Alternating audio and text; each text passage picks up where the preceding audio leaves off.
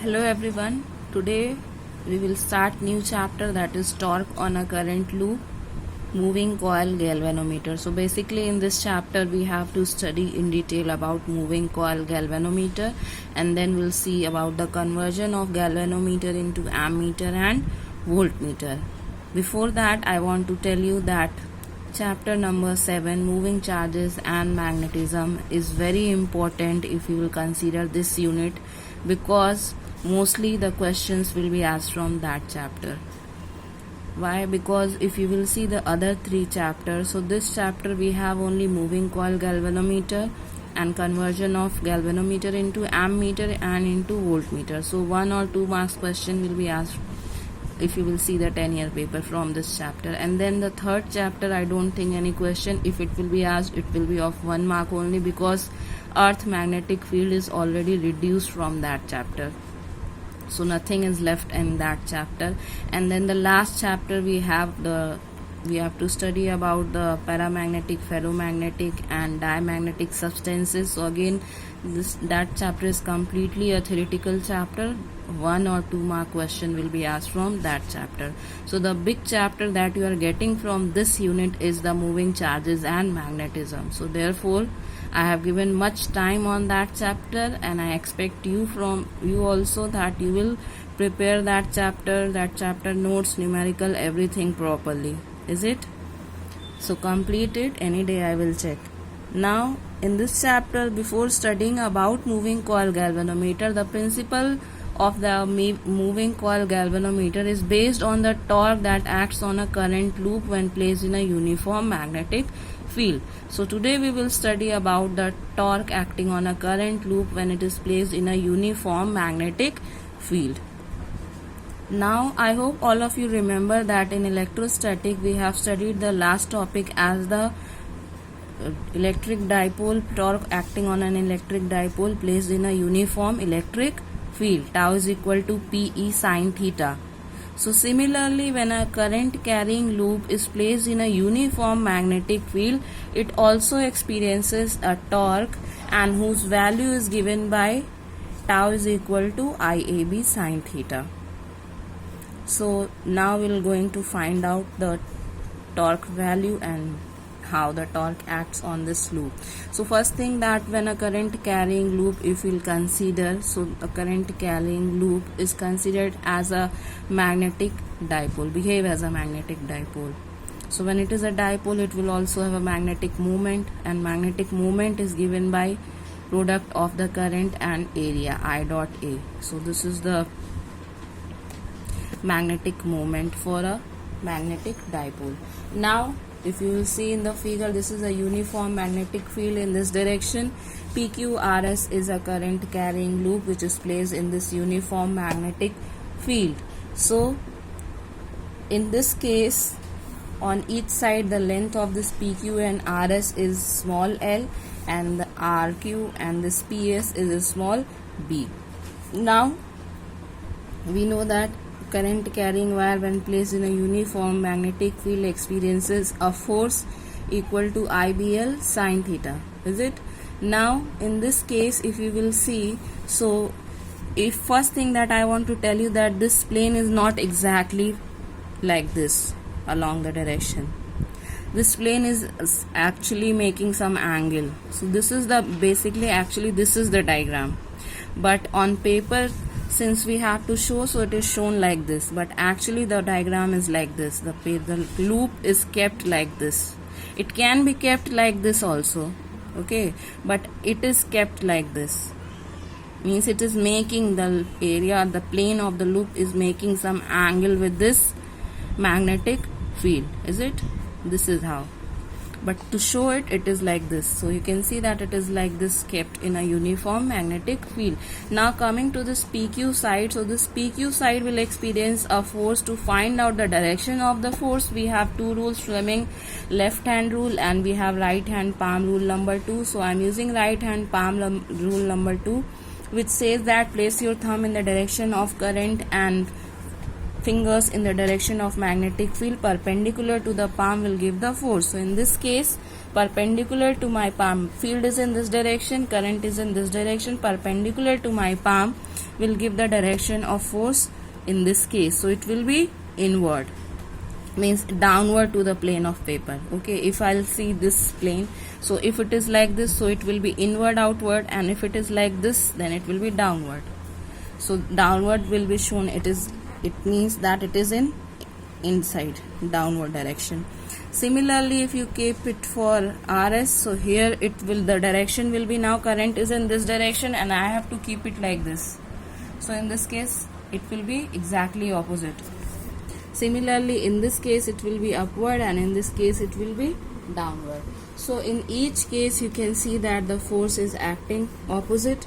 Magnitude will be same, but the direction is opposite to each other. Now these two, F3 and F4, since they are equal in magnitude and their line of action will also be same, so the net force acting on it will become 0. Net force for this whole loop is actually 0, because each force, if you will consider, they will be equal in magnitude and opposite in direction, so the net force will be 0. But in case F1 and F2, when we will consider, so F1 and F2, their line of action will be different. So in that case they will not cancel each other, and because their line of action is different and F1 and F2 acting in opposite direction, so they will form a couple. I hope all of you know about couple. A couple is formed by a pair of forces which are equal in magnitude, opposite in direction, and their line of action is different. So when the loop is placed, I am telling you that this is not actually in this plane. This is making some angle. So because of that, this force and this force will cancel each other. Their line of action will be same, but this one and this one, their line of action will be different. And because their line of action will be different and they are opposite in direction, so they will form a couple, and due to which they will turn this loop, and due to which they will produce a turning effect. That means they will produce a torque on this loop. Clear? So this is the basis of this whole torque. Now we'll find out what will be the value of the torque. So the second figure. Now the second figure will be the upside down figure of this loop. Okay, so in this case, this one is taken, it is like this. Okay, so this is this part and this one this part. So here you can see that the current is in upward direction, so dot represent current is up, and here current is down, so it is downward direction. So this is the, like, just imagine this plane of the loop is like this. Okay, so this we have taken, and this part we have taken. So here F1 is in this direction, F2 is in downward direction. So because these two are in equal magnitude and opposite in direction, so they will form a couple, and which will try to rotate this loop. And also, as I told you, this is making an angle theta, because the loop is kept like this within the magnetic field, so it is making an angle theta with the magnetic field. So angle theta it is making with the magnetic field, and this is the axis of the loop. This is the axis of this loop. Now we know that the torque act on a loop, and that value will be given by force into perpendicular distance, either of the force F1 or F2 multiplied by the perpendicular distance. Now this is the axis, this will be the axis of the loop. So force multiplied by the perpendicular distance. So if this value, the breadth of this loop is V, as I told you, it will be equal to small b. Length of this loop is L. So you have to consider that this page is like this, means this loop is like this. Okay, so this part, this is the upper part. So this length, this breadth is given as B, and this is the side part.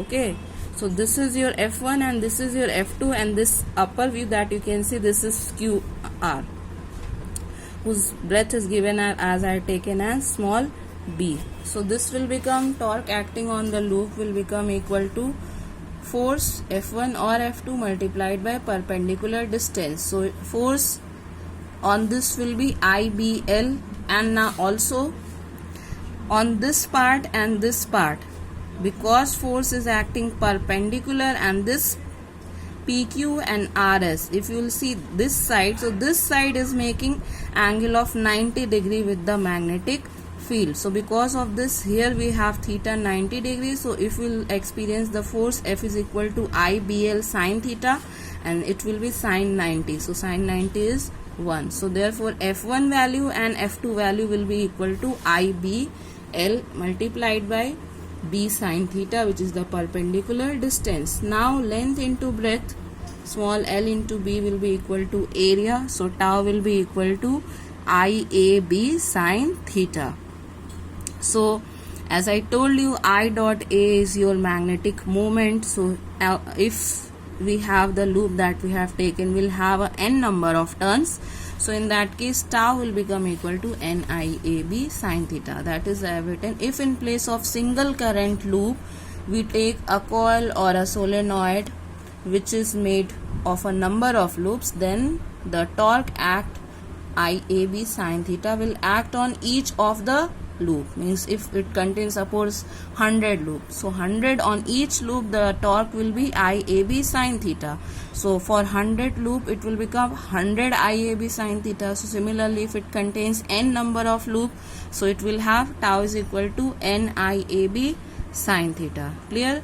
Now in the above expression, NIA is defined as the magnitude of the dipole moment.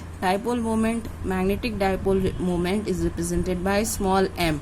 So small m will become equal to NIA.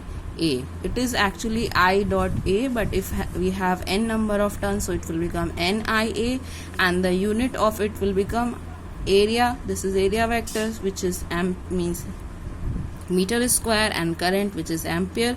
So SI unit of the magnetic moment is your ampere meter square. Okay, now in place of this NIA, we can replace it by small m, which is the magnetic dipole moment. So it will become tau is equal to MB sine theta.